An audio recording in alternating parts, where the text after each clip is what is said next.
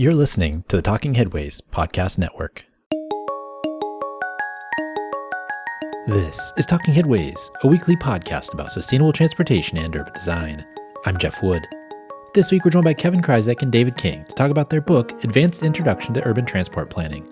We chat about access, justice, and why this book is perfect for changing the conversation around transportation. Stay with us. Today's podcast is brought to you by our super generous Patreon supporters. Thanks so much for supporting the show each month. We really appreciate it. To join this merry band of infrastructure nerds and zoning wizards, go to patreon.com/theoverheadwire. $2 a month gets you stickers and a handwritten note with a cool stamp. $10 a month gets you one of our bus-only scarves. Still working on some new designs for scarves and some other cool merch, and looking forward to sharing those with you all soon when they're finished. Also, because we do a lot of episodes covering a lot of books, we've partnered with bookshop.org as an affiliate. This means that if you buy a book through the Overhead Wire shop on Bookshop, a small amount of that purchase goes to us. Now, we love when you order from your local bookstores, but if you want to support the authors we have on the show and help keep us interviewing them, that would be tremendous. All the books we've ever discussed on the show with the authors are now in the shop. That's bookshop.org/shop/theoverheadwire. That's bookshop.org/shop/theoverheadwire. And finally, check out the Overhead Wire Daily Newsletter, established in 2006. We were doing it way before anyone else thought it was cool. Join thousands of readers and sign up for a 2-week trial at theoverheadwire.com to check it out. That's a 2-week free trial at theoverheadwire.com. Well, Kevin Krizek and David King, welcome to the Talking Headways podcast. Thank you, Jeff. Thank you very much for having us. Well, thanks for being here. Before we get started, can you tell us a little bit about yourselves? We'll start with Kevin, then we'll go with David. Kevin Krizek. I'm a professor of environmental design at the University of Colorado Boulder. And prior to that, I was at the University of Minnesota. And that's where David and I met. And I'm David King. I'm on the urban planning faculty at the School of Geographical Sciences and Urban Planning at Arizona State University. Before that, I was at Columbia University. I did my PhD at UCLA and my master's degree at University of Minnesota when Kevin was there. So how'd you all get into cities or transportation planning? It's something that I think some people come to early on and some people come to later on in life. How did you all get into that? Well, I'll start. I took a really strange path to academia. I dropped out of college when I was 20 and opened a restaurant in downtown Minneapolis. And I was not interested in being a college student. I did this restaurant. It was called Cafe Solo. It was in the Warehouse District of Minneapolis, then the Warehouse District. Now it's called North Loop. And I did that for almost a decade. I got fed up with the business for many reasons, closed the doors, locked them, threw the keys in the river, and never went back. But during my time of running a restaurant, I got really interested in how cities dealt with certain things. And I was very interested in the changes of the Warehouse District, going from a very arts-oriented neighborhood to a very sports bar type of neighborhood. But I also got really interested. I didn't have to deal with parking requirements as a downtown restaurant owner. And I had friends who wanted to open a coffee shop in uptown Minneapolis. They actually had to tear down the house next to the house. They wanted to put in a 12-seat coffee shop so they could build parking. And I thought that was the craziest thing I'd ever heard. And I didn't know anything about it. And then when I was working on my master's degree, I learned about Don Shoup and the high cost of free parking and learned that this was a whole thing I could study. And so I ended up going to UCLA to study parking under Don Shoup. And that's sort of it's a very condensed version of my very strange path from small business owner in downtown Minneapolis to academic who is worried about local transport policy. Like I got very interested in what can cities do, what can neighborhoods do, not what can the federal government do, not what can the state do, but what change can we affect at the local level? So that's what got me into it. You know, a lot of people, Jeff, they come into the profession and they say that they had this eureka moment when they went to London and rode the underground, and that's when they, right? And for me, it's never been that. It's just been this kind of iterative, incremental attraction to understanding what it means to be doing transportation and getting around in suburban and urban environments. I remember when I got my driver's license at age 16, my dad gave me access to our family sedan, but he said, you're going to be paying 18 cents a mile to use it. So, you know, I quickly learned the costs of driving, and I quickly learned that driving was a whole heck of a lot more expensive than taking my bike to places. And then you go through your undergraduate, and then you find out that this is actually a field that people study and can approach it from all sorts of different angles. It's interesting, we'll have that discussion about the current discussion about gas taxes, but that 18 cents a mile is interesting from a current perspective that we're seeing around the country and the world for that matter. Well, I wanted to talk to you all about the book, Advanced Introduction to Urban Transport Planning. What was the impetus for putting the book together? Well, I think it's fair to say that those of us who are coming into the field, and I first came into the field in the late 90s. And ever since then, we've been struggling to find a good text that approaches the issues in a forward-leaning, avant-garde way that doesn't necessarily repeat the same processes that we've been doing in the past. So, for example, I think in 2005, David Levinson and I started to kind of get our minds around this concept that there wasn't a good book that did this. So we wrote, at the time it was called, the first edition was Planning for Place and Plexus. But that never really took off, I think, because A, the title, but B, it was just a little bit too much for people to absorb who weren't outside the field. And if you look at all the titles that are on your bookshelf across your desk, you'll probably won't see one, Jeff, that really kind of tries to get at what's the problem with our transportation systems and how can we better orient the priorities in new directions. And when Edward Algar approached us to initially write this book, we said, what do you mean? The whole bailiwick of urban transportation planning in 50,000 words? And the more I thought about it and the more I kind of talked about it with David, it made sense. So for example, I love Jonathan Levine and Merlin and Joe Grang's book. It's a great book. It's not very accessible to those who are approaching the subject matter for the first time. There's a lot of other great books talking about enforcement, talking about all these other things, walkability, but they're not framing the issues in terms of accessibility. It might be kind of loosely referenced. And the lacuna, if you will, is that there's not really a good book out there that does that, unless I'm overlooking. No, I don't think so. I feel like, you're basically taking a lot of the high points from a lot of different books and research and putting it into a really understandable and basic format. I appreciate that a lot because I do think that, like I said, I'm looking at my shelf right now and I don't see anything that's kind of covering all these things. There's a lot of things on a lot of subjects that's very focused. And even books that you might think would go there don't really. Yeah, and I'll add to that. Part of our frustration was we didn't want a text that was going to teach students the bad ways of doing things, which are the way we do things. But we wanted to start with this premise of, if you were going to start from scratch, what are the concepts that you would teach? And, we both Kevin and I agree, we talked about this at length, that if we want to do something different, we have to start with different ways of doing things. If we could just keep on doing the same planning and the same analyses and use the same data and have the same metrics, we're going to end up with more of the same of what we have. And we wanted to start with this idea of what are the core concepts that actually matter when we're teaching urban transport planning. Well, that's the thing is that, you mentioned at the start of the book that you can't cover everything. There's so much. How did you decide what to keep and then what to put aside? Like, what were those core concepts that you felt like needed to be in the book, and then what got ejected? Well, a lot of thought is being expended about transport these days, as you know.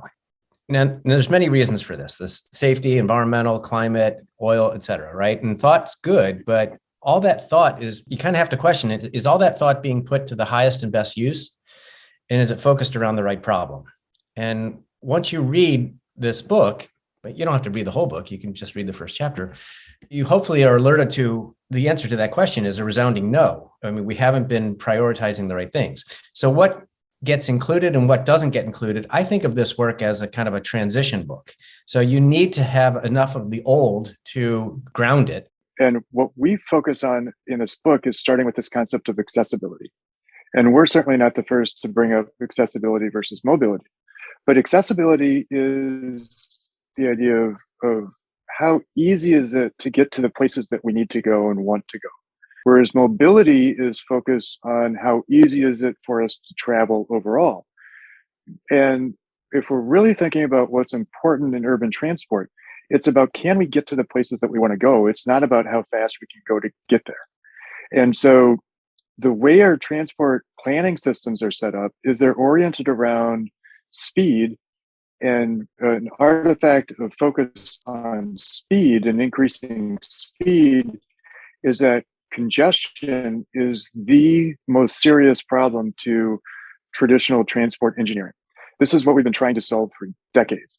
And yet our streets are still congested. We haven't really made any progress on congestion. And we do things like we continue to build road miles as though that's going to solve congestion, when we know from decades of experience and decades of research, that's not going to work. There's a whole thing on induced demand that I know that you've covered elsewhere and so on.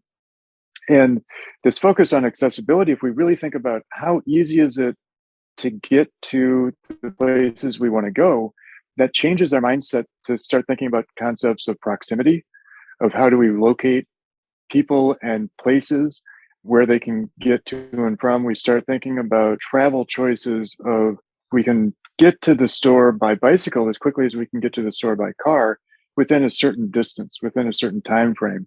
If we make that bike lane safe, if we make it easy to bike, and so on. And this concept of accessibility changes the dynamic of transport planning because we're not just focused on traffic.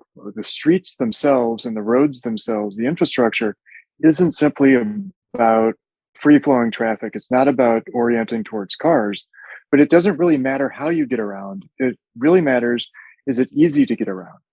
And it's easy to get around on foot. It's easy to get around on bike. It's easy to get around by transit and so on. And if we focus on making it easy to get around on foot or by bike, it'll be easier to support things like these new innovations that are coming on, like electric scooters or bike share. Even transit doesn't work unless you make it easy to walk, because the transit rider is always going to be a pedestrian at some point. And so if we focus on more of these issues of accessibility, it opens up opportunities for multiple modes of travel.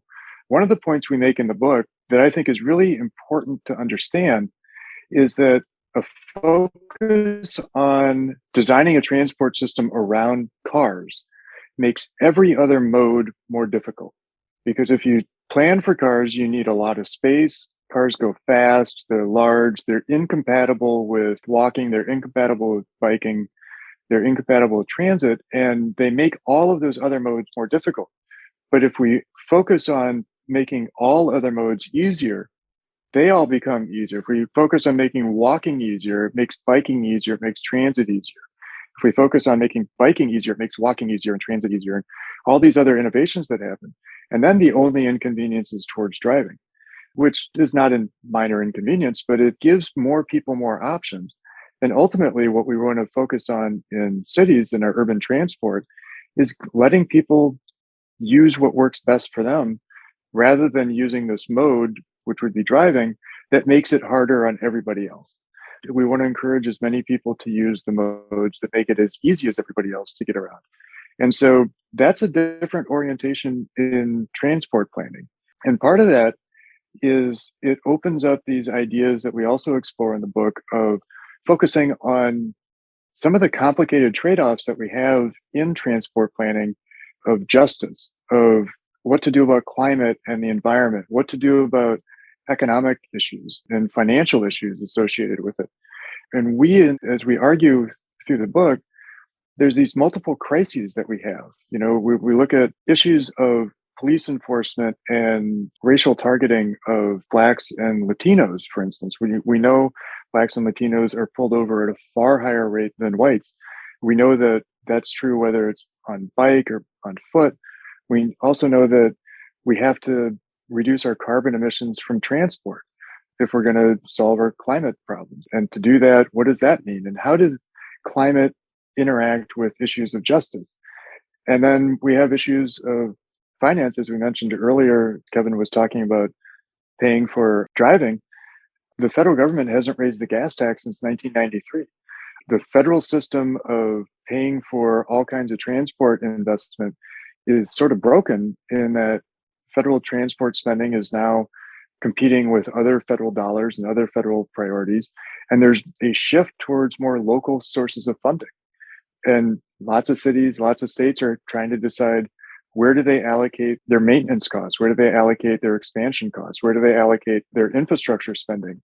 And so we have all these different aspects and these different important policy decisions that require significant trade-offs within the transport world. And we haven't been doing a very good job within the transport planning process of really pushing forward on, making these difficult trade-offs explicit.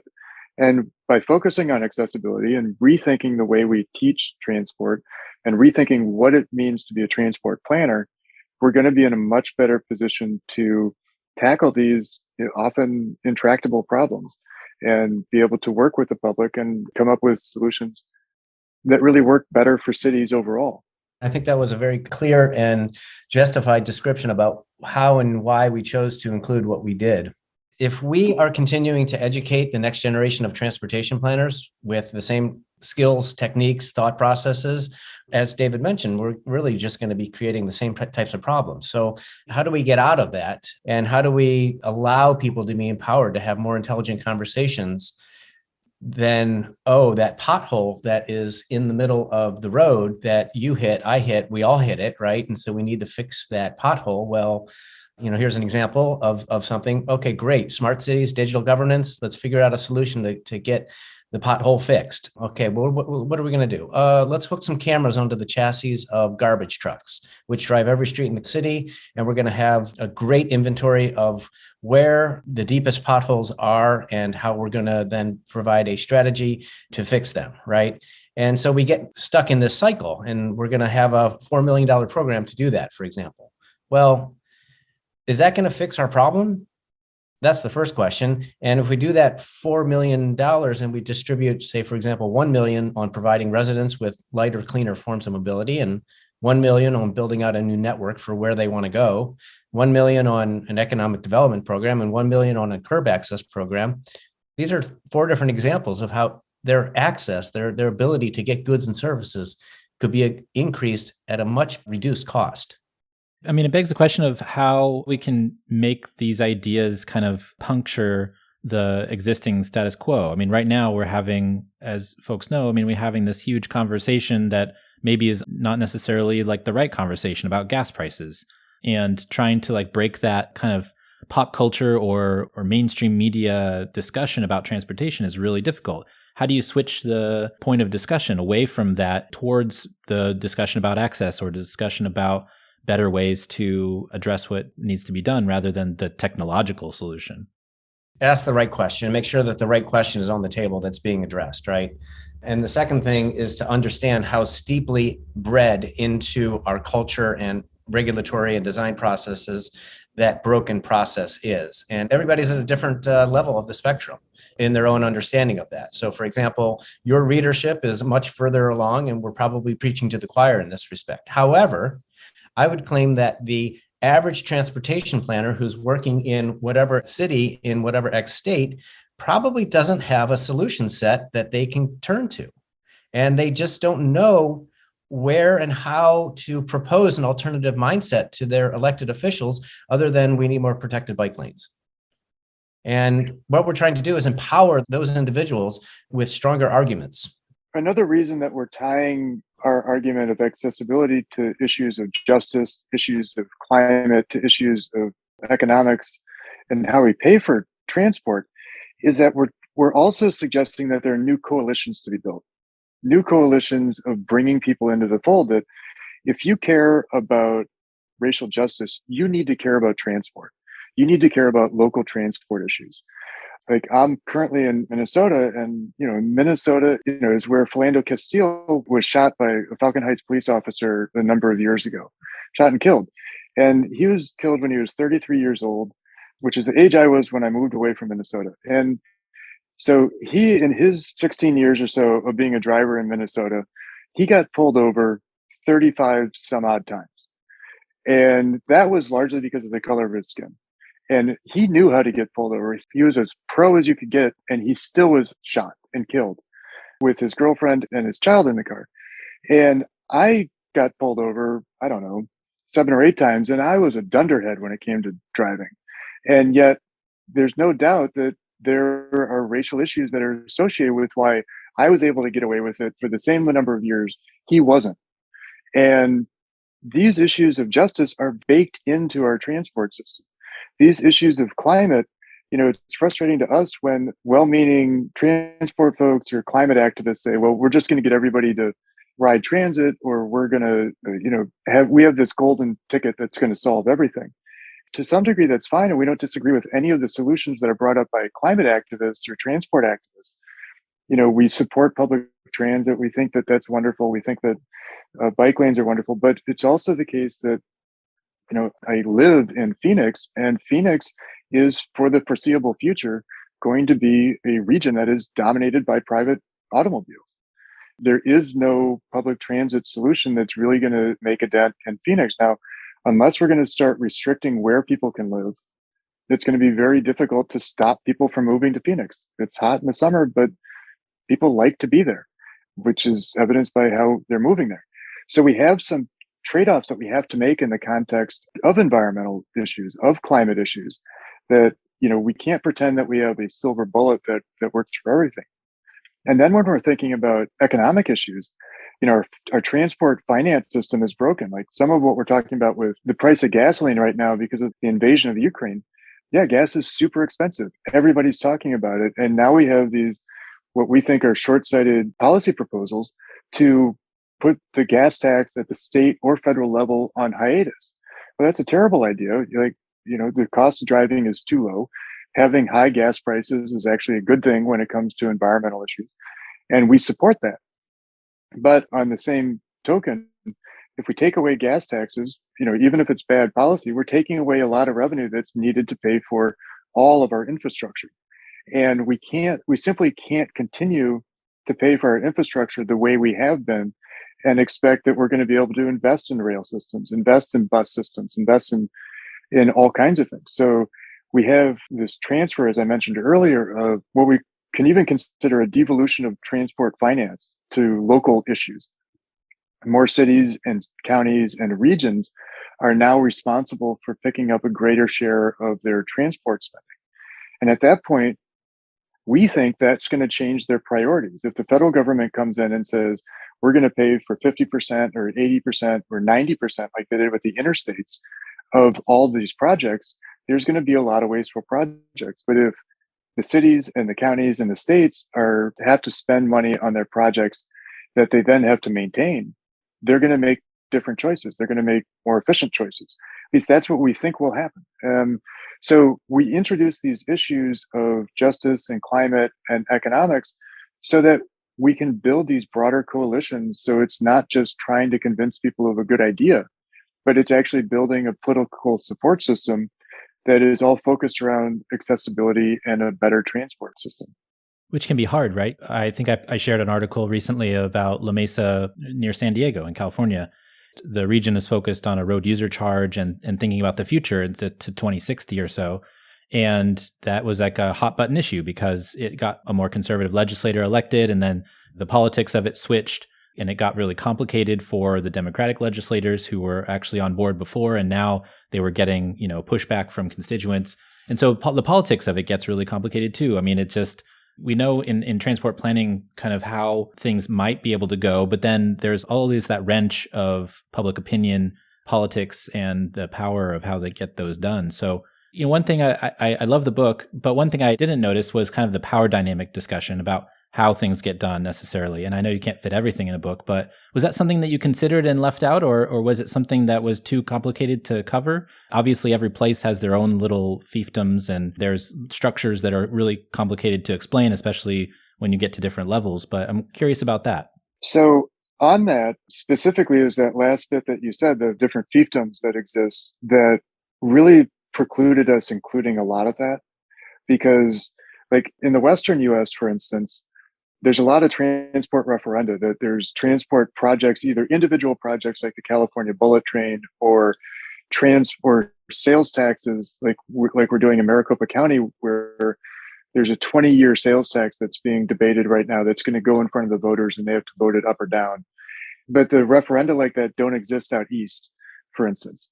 They don't exist back east. And so there's a lot of variation in that. There's a lot of variation in what the interests are. And something like Costa Mesa, California tends to be more conservative, and they're going to have a different set of outcomes than spending priorities if you were looking at Los Angeles or if you're looking at other cities. So ultimately, we decided from a space constraint that we couldn't fit that within the book because, studying those local issues and sort of the political economy is a tremendous challenge. I mean, a couple of years ago with David Levinson, who Kevin has also written a book with, but David Levinson and I wrote a book called The Political Economy of Access, which got at some of these issues, more local issues, and thinking through some of the ways that we should approach the politics of these transport issues. One thing that is relatively ubiquitous across every context that we're aiming to address here, Jeff, and I think the short answer is exactly what David just suggested, which is there's probably too much variation across all of the intended readers of this book to have a single source solution, right? But the one thing that is universal is that we see a lot of value in thinking creatively and differently about that right of way in cities, right? And most of that right of way is owned by local municipalities. And that really underscores the importance that local change and city councils can do to enact the type of change that we're suggesting. Now, how does that change happen? That change happens through lots of encouragement from citizens to allow their city council people to be empowered to make that changes. That's just one example that we want to, further allow city planners or transportation planners or anyone who's a civil servant to have that kind of policy entrepreneurship to advocate for. Yeah, and quite frankly, this is one of the things that got me interested in local transport planning is that we can do a lot. Like the number one thing that we should do to improve our transport system is get rid of parking requirements. If we got rid of parking requirements, a lot of these other factors would end up being solved. We'd open up a lot of land for new development. We'd open up a lot of opportunity for new innovations. Like one of the things that Kevin and I feel very strongly about is with the electrification that is happening of the fleet and the electrification that's happening of these new mobility innovations, we should really encourage that. And we can encourage that at the local level. We don't need to wait on federal spending like we did with interstates or with a massive train program to redesign our roads. We don't need a massive federal infusion to put in a bike lane. Like these are things that are affordable at a local level. We can actually do this. And we would like to see, that type of local power and that type of local autonomy be exploited by the people who are looking for a better transport system. It's not so much a top-down system as it's a bottom-up system. And there's no question there's going to be lumpy distribution of effects. Some places are still going to go all in on cars, but other places are going to go in all in on bikes. Other places are going to go all in on neighborhood electric vehicles or electric cars or golf carts or whatever it might be. There's a lot of different ways that we can solve many of our transport problems. You all do a great job of connecting the dots between a lot of things. There's transport justice, there's access, there's four-step models, there's all kinds of things in the book that kind of connects everything. I'm curious what the hardest concept was to kind of explain in plain terms. I feel like the way that the book is written, everything is very clear and clean and easy to understand. So if you gave it to a city council person, for example, I feel like they would easily get the concepts and it would make a lot of sense. And from my perspective, as somebody who talks to a lot of folks who are doing this stuff and thinking about this stuff, I feel like trying to make it simple is a very valuable thing because we can have a conversation for an hour about transport justice with Carol Martins, but making it into like a paragraph or two is actually maybe the better way to go for a lot of people rather than trying to jump into the Rawlsian philosophy of it all. So I'm curious, what was the hardest part of trying to take all these really difficult concepts and sometimes not so difficult concepts and put them into plain terms like you all have? We don't have a shortage of transportation solutions experts who are all pointing towards accessibility as the solution. There's growing and increasingly kind of consensual agreement that is where the golden nugget lies. What we don't have is good pathways to create that accessibility. We don't know how to do that. And we know that the century-long practices of ensuring mobility, or in particular automobility, have really cemented a lot of our thinking. So I would claim that one of the most difficult parts of the book is to basically allow the reader to have not one, not two, but 15, 20, 30 different points to allowing that eureka moment to kind of seep in. And you can't just have one chapter on accessibility. You got to have a whole book about accessibility, but you don't want to just knock everybody over the head with the hammer of the accessibility hammer in every chapter. So how do you kind of roll out this issue and allow the reader to see different pathways to a meaningful solution for them to enact?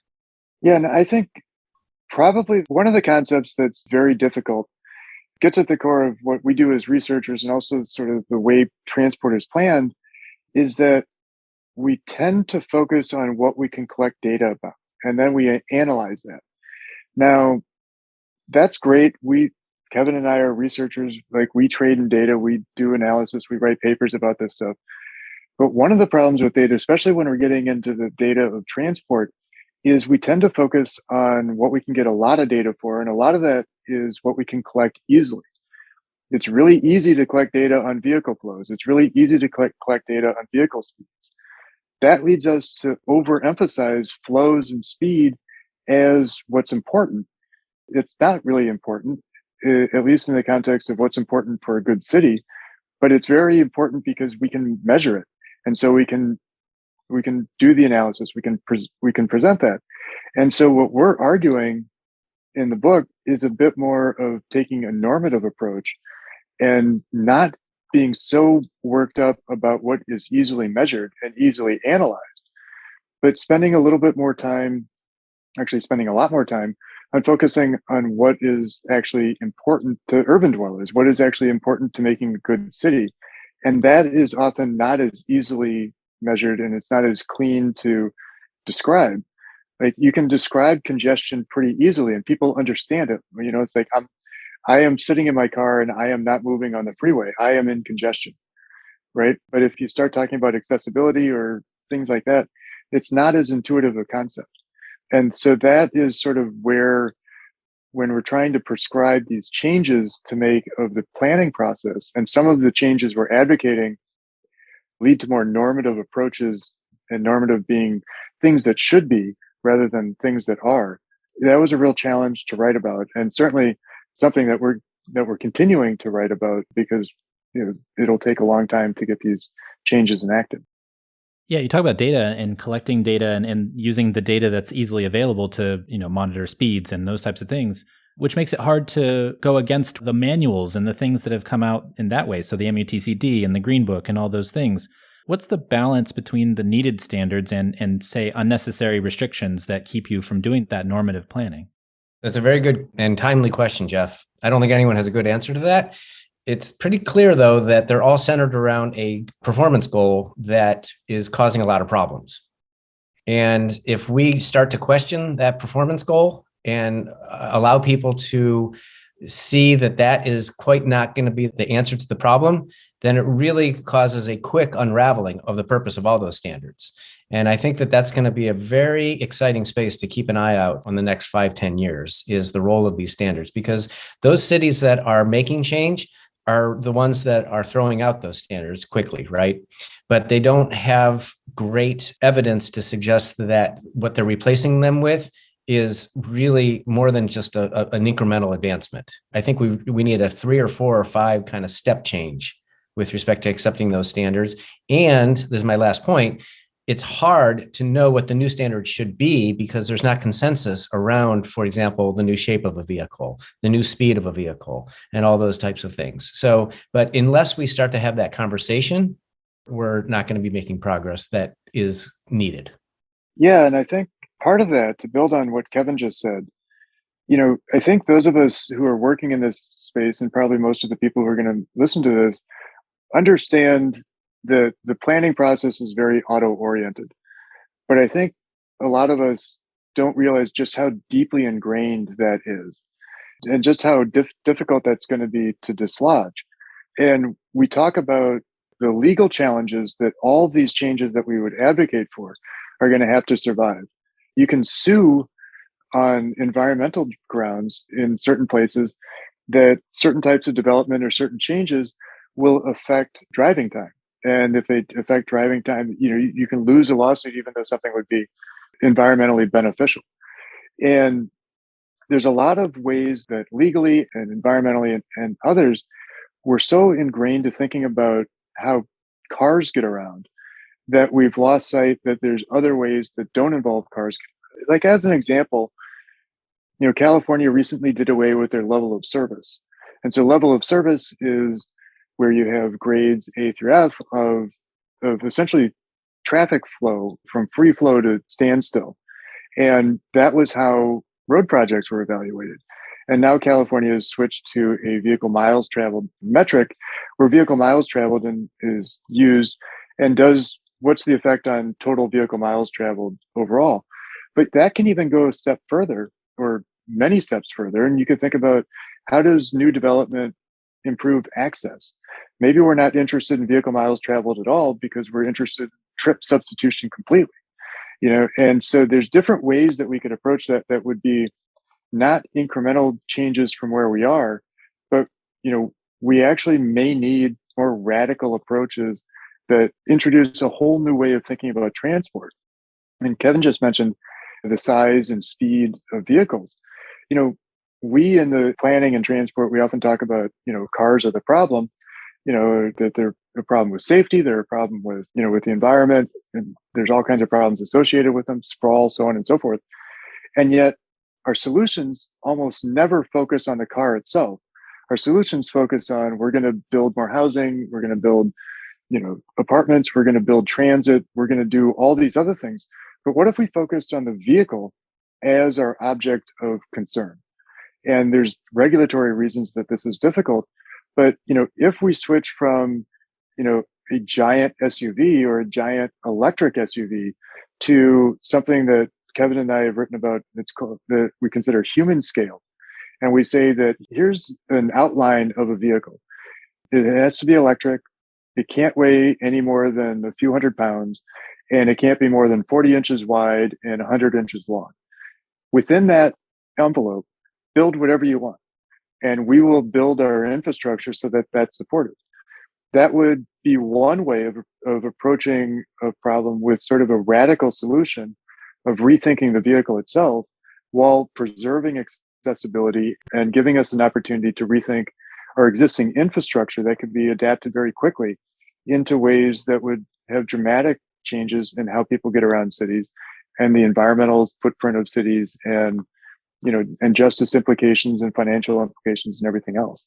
And Jeff, just to further strengthen that point, I think one of the key tenets to this conversation is that while that may initially be a solution that is just clearly a bridge too far for many people to accept, hopefully after reading the book, you will gain an appreciation of the rationale by which that is a solution that is arrived at that makes the most sense. So for example, just take from how quickly could that solution be enacted?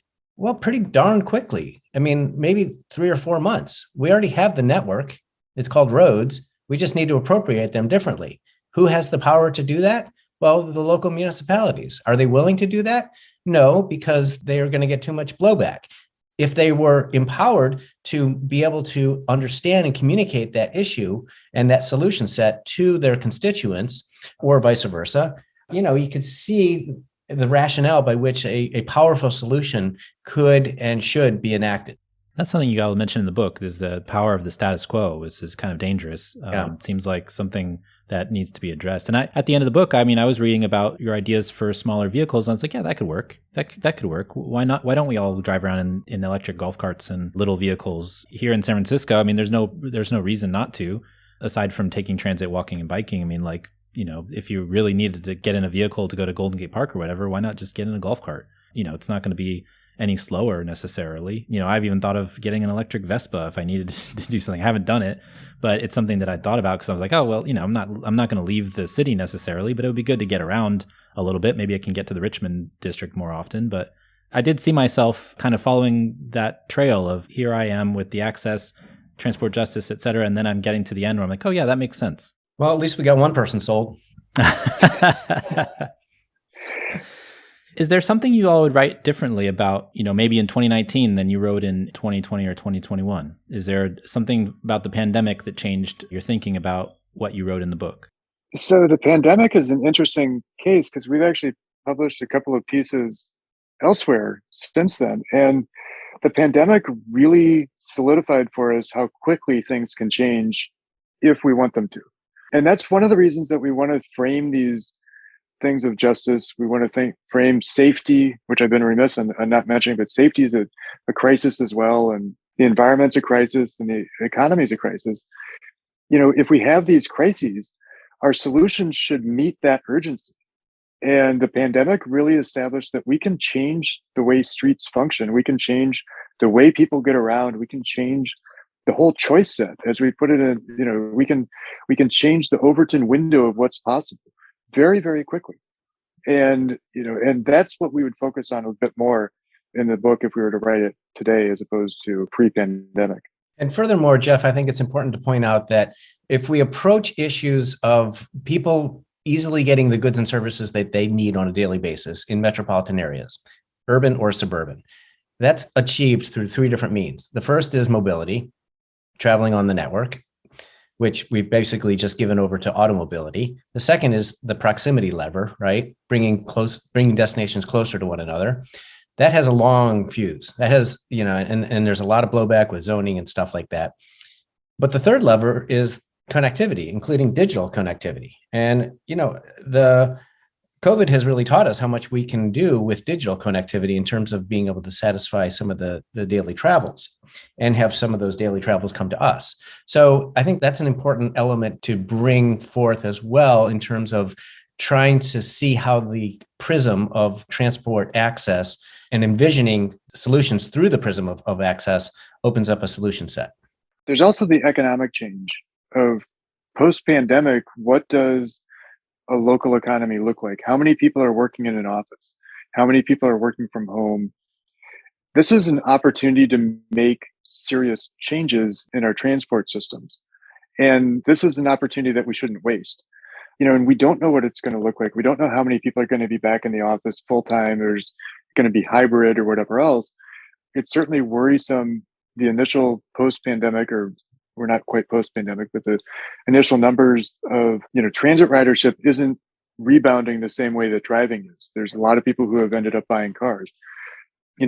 Is that going to be a permanent condition, or are there ways that we might be able to get some of those people who are buying cars into electric bikes or something like that might be environmentally more beneficial? If we don't end up with a firm recovery of a downtown core, what does that do for transit ridership? Because most cities with their transit ridership really rely on a Monday through Friday, rush hour to really support the system.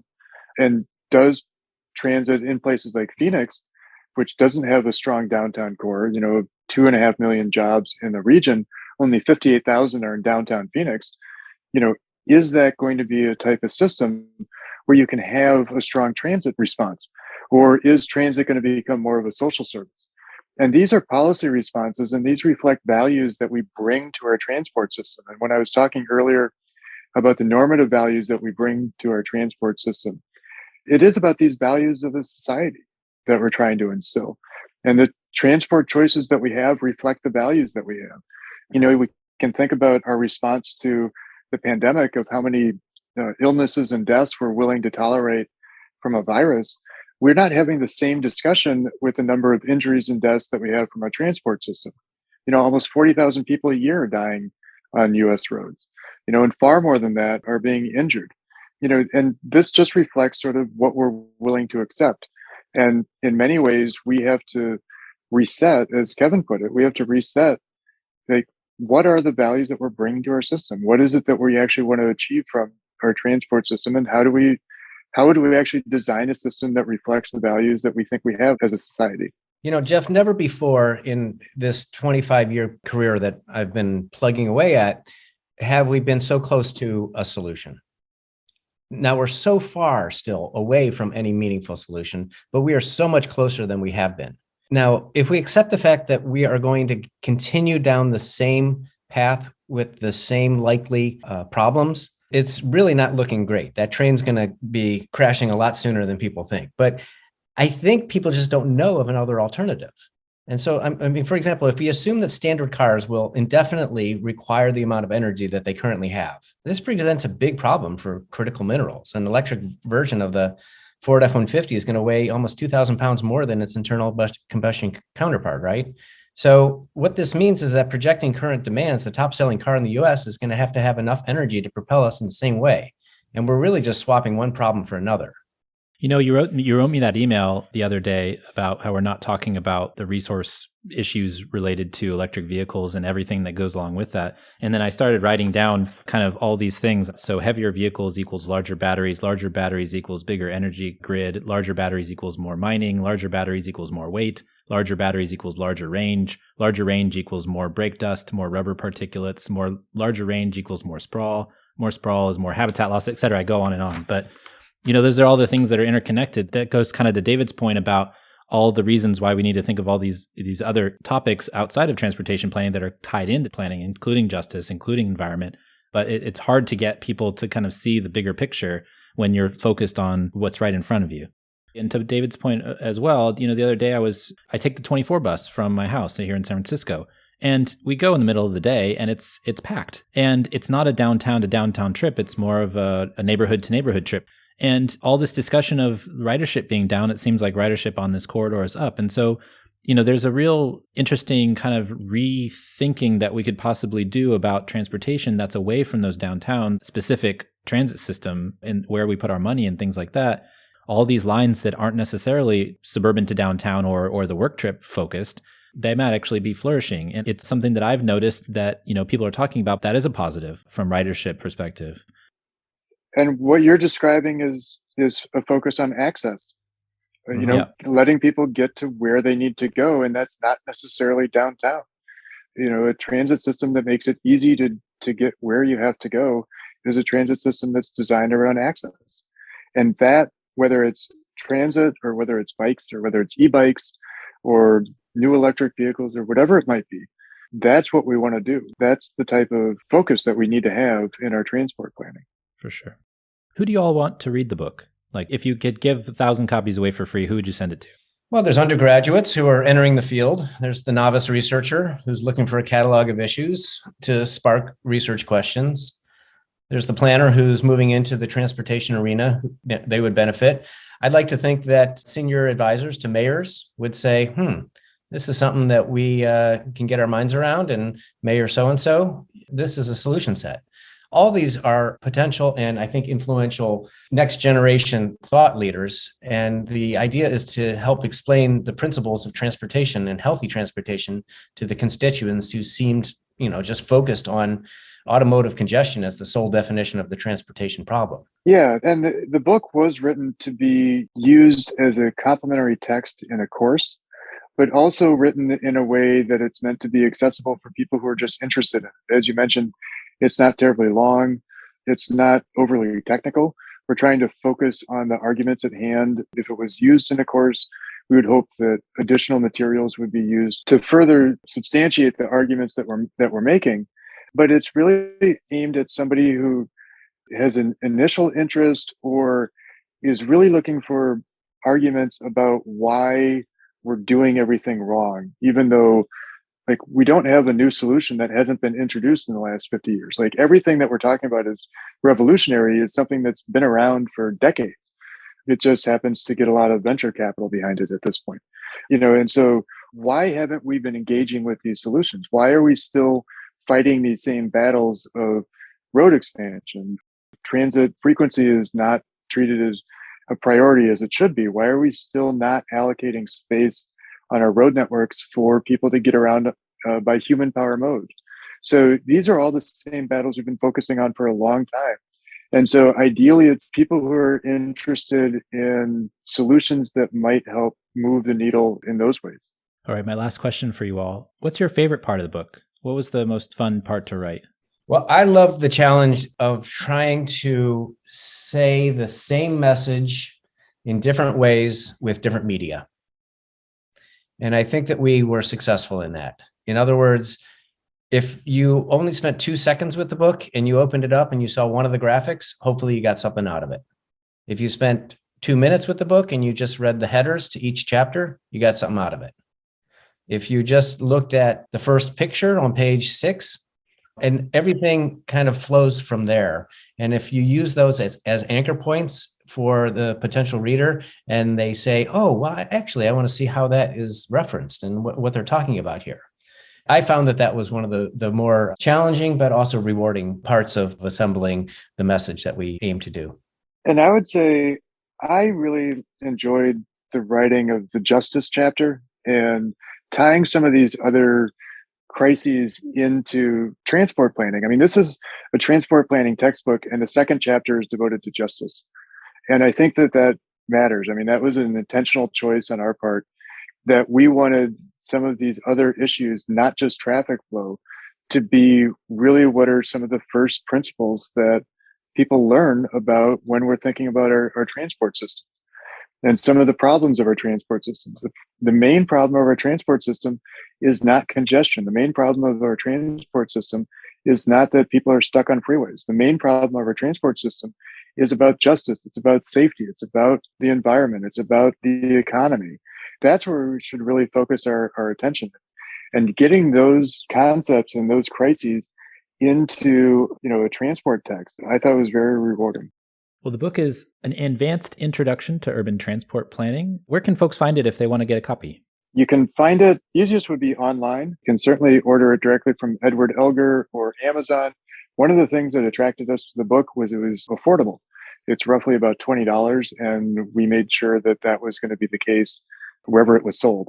So it is available at anywhere, any major retailer, and it shouldn't be more than $20 or $25. A lot of local bookstores are covering it, Jeff. So you can go down to your local bookstore and ask for it. You can certainly order it through your local bookstore. Yeah. Yeah. Usually if you go in and ask them, they can order it for you, right? So I've done that a lot of times, and that's probably the best way to go is, but can I get this book? And then they can usually find it. You're the one that taught us, Jeff, that that's one way that we're supporting our local bookstores is to go and have them order it rather than us order it. That's right. Exactly. Yeah, I've listened to your show, Jeff. Good. Yeah. Bookshop.org. Go to bookshop.org and if you can find it, and if you can go to your local bookstore, that's even better.